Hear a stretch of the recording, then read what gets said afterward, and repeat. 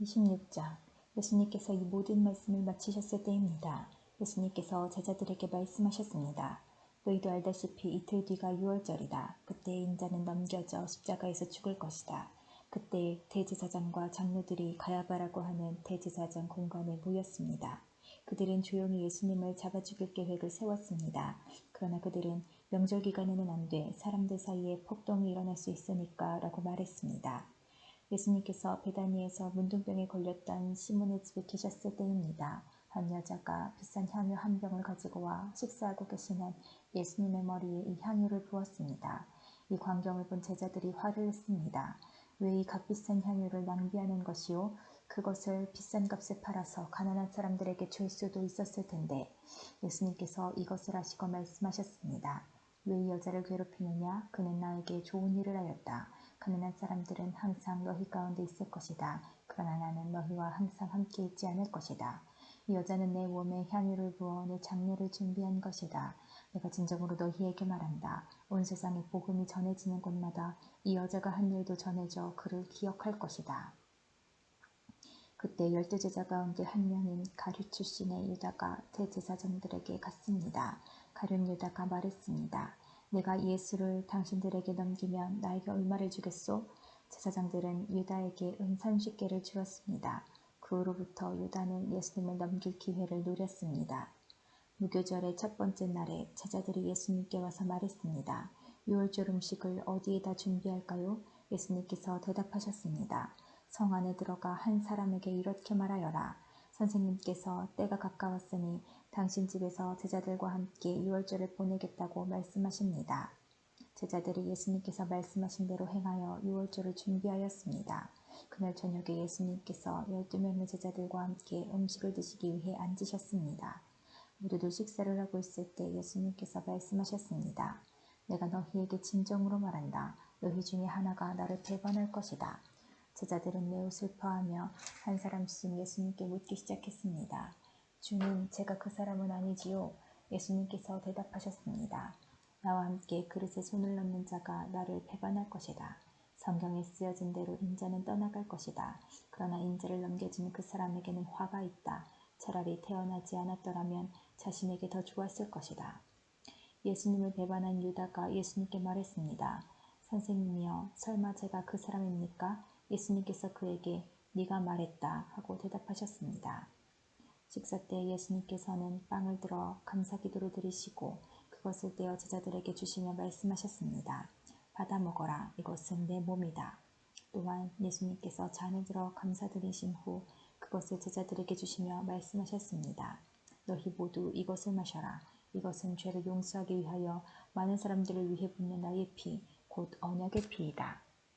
내가 너희에게 말한다. 내가 아버지의 나라에서 너희와 함께 새롭게 마시는 그날까지 지금부터는 포도연으로 빚은 것을 마시지 않을 것이다. 그들은 찬송을 부르고 올리브산으로 올라갔습니다. 예수님께서 제자들에게 말씀하셨습니다. 오늘 밤 너희는 모두 나를 버릴 것이다. 성경에 이렇게 쓰여 있다. 내가 목자를 칠 것이니 양이 흩어질 것이다. 그러나 내가 살아난 뒤에 너희보다 먼저 갈릴리로 갈 것이다. 베드로가 말했습니다. 다른 모든 제자들이 주님을 버릴지라도 저는 결코 버리지 않겠습니다. 예수님께서 대답하셨습니다. 내가 진정으로 너희에게 말한다. 바로 오늘 밤 닭이 울기 전에 네가 나를 3번이나 모른다고 할 것이다. 베드로가 예수님께 말했습니다. 주님과 함께 죽을지라도 결코 주님을 모른다고 하지 않을 것입니다. 다른 제자들도 모두 똑같이 말했습니다. 그때 예수님께서 제자들과 함께 겟세마네라고 불리는 곳으로 가셨습니다. 예수님께서 제자들에게 말씀하셨습니다. 내가 저기에 가서 기도하는 동안 여기 앉아 있어라. 그리고는 베드로와 제베데의 두 아들을 데리고 가셨습니다. 예수님께서는 매우 근심하시며 괴로워하기 시작하셨습니다. 예수님께서는 세 제자에게 말씀하셨습니다. 내 마음이 괴로워 죽을 지경이다. 여기서 머무르며 나와 함께 깨어 있어라. 그리고 나서 약간 떨어진 곳으로 가서 얼굴을 땅에 대고 기도하셨습니다. 나의 아버지, 할 수만 있다면 제게서 이 잔을 지나가게 해주십시오. 그러나 내 뜻대로 하지 마시고 아버지의 뜻대로 하시길 원합니다. 기도하신 후 제자들에게 오셔서 제자들이 자고 있는 것을 보시고 베드로에게 말씀하셨습니다. 너희들은 1시간도 나와 함께 깨어 있을 수 없느냐? 깨어서 너희가 시험에 빠지지 않도록 기도하여라. 영은 원하지만 육체가 약하구나. 예수님께서 다시 가셔서 두 번째 기도를 하셨습니다. 너희 아버지여, 이것이 제게서 지나갈 수 없고 제가 마셔야만 한다면 아버지의 뜻대로 되기를 기도합니다. 그리고 나서 다시 제자들에게 가셔서 제자들이 자고 있는 것을 보셨습니다. 그들은 너무 졸렸던 것입니다. 그래서 예수님께서는 제자들을 놔두고 다시 세 번째로 기도하셨습니다. 예수님께서는 같은 기도를 한 번 더 하셨습니다. 그 다음에 예수님께서 제자들에게 돌아오셔서 말씀하셨습니다. 아직도 자고 있고 쉬고 있느냐? 보아라, 때가 가까이 왔다. 인자가 죄인들의 손에 넘겨진다. 일어나라, 가자. 나를 배반한 사람이 가까이 오고 있다. 예수님께서 말씀하시는 동안 12제자 가운데 하나인 유다가 왔습니다. 대제사장과 백성들의 장로들이 보낸 많은 사람들이 칼과 몽둥이를 들고 유다와 함께 왔습니다. 예수님을 배반한 유다가 이들에게 내가 입맞추는 사람이 바로 그 사람입니다. 그를 잡으시오 라며 신호를 전해주었습니다. 곧바로 유다는 예수님께 가서 말했습니다. 선생님 안녕하십니까? 그러면서 입을 맞추었습니다. 예수님께서 친구야 무엇하러 여기에 왔느냐 하고 묻자 사람들이 와서 예수님을 붙잡았습니다. 그래서 예수님과 함께 있던 제자 중 한 사람이 칼을 뽑았습니다. 그리고 대제사장의 종에게 칼을 휘둘러 그 종의 귀를 잘랐습니다. 예수님께서 그에게 말씀하셨습니다. 칼을 도로 제자리에 꽂아라. 칼을 쓰는 사람은 칼로 죽을 것이다. 너는 내가 내 아버지께 말씀드리면 즉시 12군단도 넘는 천사들을 보내주실 것을 생각하지 못하느냐? 그러나 만일 그렇게 하면 이 일이 반드시 일어난다고 한 성경 말씀이 어떻게 이루어지겠느냐? 그리고 나서 예수님께서 사람들에게 말씀하셨습니다. 너희는 마치 강도를 잡을 것처럼 칼과 몽둥이를 가지고 왔구나. 내가 성전에 앉아 매일 가르쳤지만 너희는 나를 잡지 않았다. 이 모든 것은 예언자의 글을 이루기 위해 일어난 것이다. 그때 모든 제자들이 예수님을 버리고 도망갔습니다. 예수님을 잡은 사람들이 예수님을 대제사장 가야바에게로 끌고 갔습니다. 거기에는 율법학자들과 장로들이 모여 있었습니다. 베드로가 예수님과 멀찍이 떨어져 따라가 대제사장의 공관마당에 들어갔습니다. 그리고 결과를 보려고 경비원들 틈에 끼어 함께 앉았습니다. 대제사장들과 전체 의원들이 예수님을 죽이기 위해 예수님을 고소할 거짓 증거를 찾으려고 하였습니다. 많은 거짓 증인들이 나왔으나 아무 증거도 얻지 못하던 중 마침내 두 사람이 나왔습니다. 이들은 이 사람이 나는 하나님의 성전을 헐고 그것을 3일 만에 다시 세울 수 있다라고 말했습니다. 라고 증언했습니다. 대제사장이 일어서서 예수님께 물었습니다. 당신은 아무 대답도 하지 않겠소? 이 사람들이 당신에게 불리한 증언을 하는 것에 대한 당신의 답변은 무엇이오? 그러나 예수님께서는 아무것도 말씀하시지 않았습니다. 다시 대제사장이 예수님께 물었습니다. 내가 살아계신 하나님께 맹세하고 당신에게 명령하니 우리에게 말하시오. 당신이 하나님의 아들 그리스도요? 예수님께서 대답하셨습니다. 네가 말했다. 그러나 내가 너희에게 말한다. 이제 이후로 인자가 전능하신 자의 오른쪽에 앉아있는 것과 하늘 구름을 타고 오는 것을 볼 것이다. 그러자 대제사장이 자기 옷을 찢으며 말했습니다. 이 사람이 하나님을 모독했다. 더 이상 증인이 필요 없다. 여러분 모두가 이 사람이 하나님을 모독하는 것을 들었다. 어떻게 생각하는가? 사람들이 대답했습니다. 죽어 마땅합니다. 그리고 사람들은 예수님의 얼굴에 침을 뱉고 주먹으로 치고 손바닥으로 때리며 그리스도야 누가 너를 때렸는지 맞춰보아라 하고 말했습니다. 베드로가 대제사장 공관 마당의 바깥쪽에 앉아 있었습니다. 그때 어떤 여자 하인이 와서 말했습니다.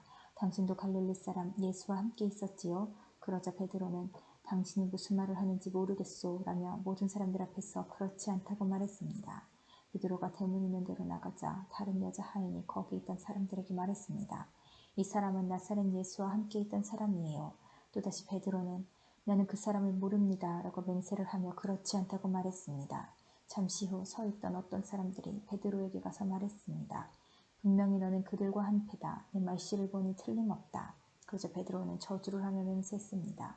나는 저 사람을 모릅니다. 그러자 바로 달기 울었습니다. 베드로는 지난번 예수님께서 자기에게 하신 말씀이 기억났습니다. 달기 울기 전에 너는 나를 3번이나 모른다고 할 것이다. 베드로는 밖으로 나가 몹시 울었습니다. 27장 다음날 아침이 되자 모든 대제사장과 백성의 장로들이 예수님을 죽이려고 논의를 하였습니다. 그들은 예수님을 묶어 총독인 빌라도에게 데려가 그에게 넘겨주었습니다. 예수님을 배반한 유다는 예수님이 유죄 판결을 받은 것을 보고 양심의 가책을 느꼈습니다. 그래서 은 30개를 대제사장과 장로들에게 돌려주었습니다. 유다가 말했습니다. 내가 죄 없는 피를 팔아넘기는 죄를 지었습니다. 그들이 대답하였습니다. 그게 우리와 무슨 상관이냐? 그것은 너의 문제다. 유다는 은화를 성전 안에 내던지고 나가서 목매어 자살했습니다. 대제사장들이 성전에서 그 돈을 거두고 말했습니다. 이 돈은 핏값이니 성전에 두는 것은 안 될 일이다. 그들은 서로 의논하여 그 돈으로 토기장이의 밭을 사 나그네들의 묘지로 삼기로 결정했습니다. 그 밭은 지금까지 피밭이라고 불립니다. 그래서 예언자 예레미야가 말한 것이 이루어졌습니다. 그들이 은화 30개, 즉 이스라엘 사람들이 몸값이라고 정한 값을 받았다. 그리고 토기장의 밭을 사는데 밭값으로 그 돈을 주었다. 이것은 주께서 내게 지시하신 그대로이다. 예수님께서 총독 앞에 서셨습니다. 총독이 예수님께 물었습니다. 당신이 유대인의 왕이요? 예수님께서 네가 말하였다 라고 대답하셨습니다. 대제사장과 장로들이 예수님을 고발하였지만 예수님께서는 아무 대답도 하지 않으셨습니다. 그래서 빌라도가 예수님께 말했습니다. 이 사람들이 너를 여러 가지로 고발하는 것이 들리지 않느냐? 그러나 예수님께서는 빌라도에게 단 한마디도 대답하지 않으셨습니다. 빌라도는 이것을 보고 이상하게 생각했습니다. 명절이 되면 백성들이 원하는 죄수 한 명을 총독이 사면해주는 관례가 있습니다. 당시 감옥에는 바라바라고 하는 아주 악명 높은 죄수가 한 명 있었습니다. 사람들이 모였을 때 빌라도가 말했습니다. 너희는 누구를 놓아주기를 원하느냐? 바라바냐? 아니면 그리스도라고 하는 예수냐? 빌라도가 이렇게 말한 것은 사람들이 예수님의 시기에서 자기에게 넘겨준 것을 알고 있었기 때문이었습니다. 빌라도가 재판석에 앉아있을 때 그의 아내가 사람을 보내 말했습니다. 저 죄 없는 사람에게 아무 일도 하지 마세요. 어젯밤 꿈속에서 제가 이 사람 때문에 몹시 고통을 받았습니다. 그러나 대제사장들과 장로들은 군중들에게 바라바를 놓아주고 예수님을 죽이도록 요청하라고 시켰습니다. 빌라도가 사람들에게 말했습니다. 이 두 사람 중에 누구를 석방시켜 주길 원하느냐? 사람들이 대답했습니다. 바라바요. 빌라도가 물었습니다. 그러면 그리스도라고 하는 예수는 어떻게 해야 하겠느냐? 그들이 모두 대답했습니다. 그를 십자가에 매달아 죽이시오. 빌라도가 물었습니다. 그 이유가 무엇이냐? 그가 무슨 악한 일을 했느냐? 그래서 사람들은 더 크게 소리쳤습니다. 그를 십자가에 매달아 죽이시오. 빌라도는 자기로서는 어찌할 도리가 없다는 것을 깨달았습니다. 그리고 잘못하면 폭동이 일어날지도 모른다고 생각하였습니다. 그래서 그는 물을 떠다가 사람들 앞에서 손을 씻으며 말했습니다. 나는 이 사람의 피에 대하여 아무런 책임이 없다. 너희가 알아서 해라. 사람들이 한결같이 대답했습니다. 그의 피에 대한 책임은 우리와 우리 아이들이 지겠습니다. 결국 빌라도는 바라바를 풀어주었습니다. 그리고 예수님을 채찍으로 때리게 한 후 십자가에 매달도록 내어주었습니다. 총독의 군인들이 예수님을 총독의 관저로 끌고 들어갔습니다. 그러자 모든 부대원이 예수님 뒤로 모였습니다. 그들은 예수님의 옷을 벗기고 대신 붉은색 옷을 입혔습니다. 그리고 가시로 왕관을 엮어 예수님의 머리 위에 씌웠습니다. 그들은 예수님의 오른손에 지팡이를 쥐어주었습니다. 그리고 유대인의 왕 만세라고 말하며 예수님께 무릎 꿇고 절하면서 놀렸습니다. 그들은 예수님께 침을 뱉고 지팡이를 빼앗아 예수님의 머리를 쳤습니다. 예수님을 실컷 조롱한 후에 붉은색 옷을 벗기고 원래 옷으로 다시 입혔습니다. 그리고 예수님을 십자가에 매달아 죽이려고 끌고 갔습니다. 군인들이 나가다가 구레네 출신의 시몬이라는 사람을 만났습니다. 군인들은 그에게 강제로 예수님의 십자가를 치고 가게 하였습니다. 그들은 골고다라는 곳으로 갔습니다. 골고다는 해골의 땅이라는 뜻입니다. 군인들은 예수님께 쓸개즙을 섞은 포도주를 주어 마시게 하였습니다. 그러나 예수님께서는 맛을 보시고는 마시려고 하지 않으셨습니다. 군인들이 예수님을 십자가에 못 박고 제비를 뽑아 예수님의 옷을 나누어 가졌습니다. 그리고 거기 앉아서 예수님을 계속 지켜보았습니다. 그들은 예수님의 머리 위에 이 사람은 유대인의 왕 예수다라고 쓴 죄패를 걸어놓았습니다. 그때 두 강도가 예수님과 함께 십자가에 못 박혔습니다. 한 사람은 오른쪽에 다른 한 사람은 왼쪽에 매달렸습니다. 지나가던 사람들이 고개를 저으면서 예수님께 욕을 하였습니다. 성전을 헐고 3일 만에 다시 세운다는 사람아, 네 자신이나 구원하여라. 만일 하나님의 아들이라면 십자가에서 내려와 보아라. 이와 같이 대제사장들도 율법학자들과 장로들과 함께 예수님을 조롱하며 말했습니다. 이 사람이 다른 사람들은 구하면서 자기 자신은 구하지 못하는구나. 그는 이스라엘의 왕이니 지금 십자가에서 내려오라지. 그러면 우리가 그를 믿겠다. 그가 하나님을 믿는다는데 하나님께서 원하신다면 그를 당장 구원해 주시라고 그래라. 자신이 나는 하나님의 아들이다 라고 했으니까 말이다. 예수님과 함께 십자가에 못 박힌 강도들도 똑같은 욕을 예수님께 했습니다. 난 12시부터 오후 3시까지 온 땅이 어둠에 덮였습니다. 오후 3시쯤에 예수님께서 엘리 엘리 라마 사박다니 하고 큰 소리로 외치셨습니다. 이 말은 나의 하나님 어찌하여 나를 버리셨습니까? 라는 뜻입니다. 거기 서 있던 사람들이 이 말을 듣고 말했습니다. 이 사람이 엘리야를 부른다. 그러자 얼른 한 사람이 뛰어가서 해면을 가져다 신 포도주를 적셨습니다. 그리고 예수님께 마시도록 지팡이에 매달아 주었습니다. 나머지 사람들이 말했습니다. 가만 놔두어라. 엘리야가 그를 구원하러 오나 보자. 다시 예수님께서 큰 소리로 외치셨습니다. 그리고 숨을 거두셨습니다. 그때 성전 휘장이 위에서부터 아래까지 두 조각으로 갈라졌습니다.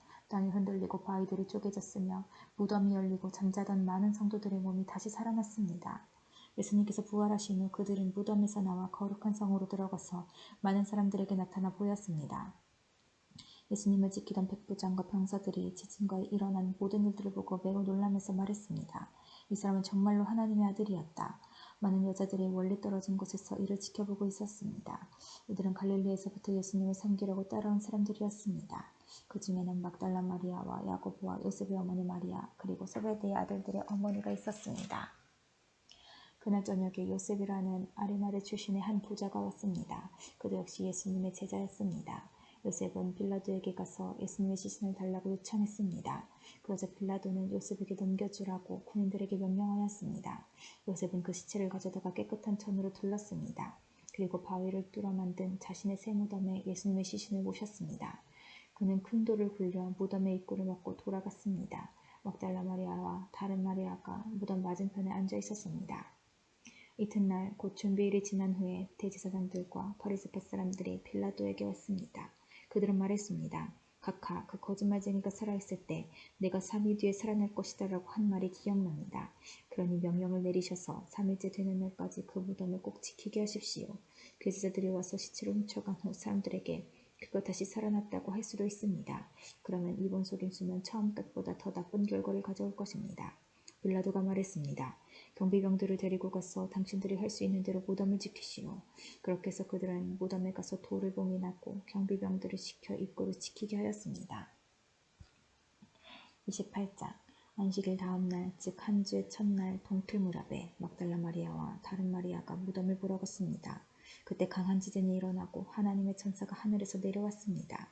그 천사는 돌을 굴려 치우고 그 위에 앉았습니다. 그 모습은 번개와 같았고 옷은 눈처럼 희었습니다. 경비병들이 그 천사를 보고 두려워 떨었고 마치 죽은 사람처럼 되었습니다. 천사가 그 여자들에게 말했습니다. 두려워하지 마라. 너희가 십자가에 못 박히신 예수님을 찾고 있다는 것을 알고 있다. 예수님은 여기 계시지 않다. 말씀하신 대로 다시 살아나셨다. 어서 예수님이 누우셨던 곳을 보아라. 그리고 빨리 가서 제자들에게 이렇게 말하여라. 예수님께서 죽음에서 다시 살아나셨습니다. 그리고 먼저 갈릴리로 가셨습니다. 거기서 예수님을 뵐 수 있을 것입니다. 보아라, 이것이 내가 너희에게 전할 말이다. 여자들은 재빨리 무덤을 떠났습니다. 그들은 두려우면서도 매우 기뻤습니다. 그들은 제자들에게 이 소식을 전해주려고 달려갔습니다. 그때 갑자기 예수님께서 여자들에게 나타나셔서 말씀하셨습니다. 잘 있었느냐? 여자들은 예수님께 다가가서 그분의 발을 붙잡고 절했습니다. 그러자 예수님께서 말씀하셨습니다. 두려워하지 마라. 가서 내 형제들에게 갈릴리로 가라고 말하여라. 거기서 그들이 나를 볼 것이다. 여자들이 가고 있는 동안 몇몇 경비병들도 성으로 들어가 대제사장들에게 일어난 모든 것을 말하였습니다. 대제사장들은 장로들과 함께 모여 의논하였습니다. 이들은 경비병들에게 많은 돈을 주었습니다. 그리고 사람들에게는 밤에 예수의 제자들이 찾아와 우리가 잠든 사이에 그 시체를 훔쳐갔다고 말하여라. 만일 이야기가 종들의 귀에 들어가더라도 우리가 잘 말해서 너희들을 구해주겠다라고 말했습니다.